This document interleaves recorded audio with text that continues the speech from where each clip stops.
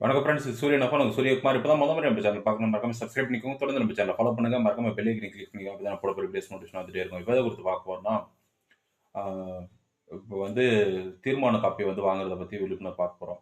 பார்த்தீங்கன்னா, notary lawyer கிட்ட போயிட்டு ஒரு சிலதுக்குலாம் வந்து ஆ அங்க வந்து நோட்டரி பப்ளிக் லாயர் கிட்ட வந்து அ எல்லாரும் விட்னஸோட கையெழுத்து போட்டு அந்த பாண்ட வாங்கிட்டு வந்து குடுப்பீங்க. ரூ. 20 ஸ்டாம்ப் பேப்பர் இல்லன்னா ரூ. 100 ஸ்டாம்ப் பேப்பர், ரூ. 50 ஸ்டாம்ப் பேப்பர் வாங்கிட்டு வந்து குடுப்பீங்க. அதுக்கு அங்க நோட்டரி லாயர் கிட்ட போறதுக்கு பார்த்தீங்கன்னா, அங்க போனீங்கன்னா ஒரு ரூ. 1000லேருந்து ரூ. 1500 வரையும் செலவாகும். அதுக்கே வந்து ஒரு சின்ன சின்ன பிரச்சனைகள்லாம் விஓ கிட்ட போனீங்கன்னா, விஓ ஒரு சர்டிஃபிகேட் குடுப்பாரு. இல்ல விஓ கிட்ட தீர்மான காப்பிக்கணும். விஓ சர்டிஃபிகேட் இல்ல விஓ தீர்மானம் வாங்கலாம். அதுக்கெல்லாம் போனீங்கன்னா வந்து ஃப்ரீ ஆஃப் காஸ்ட்லயே அவங்க பண்ணி குடுக்குவாங்க.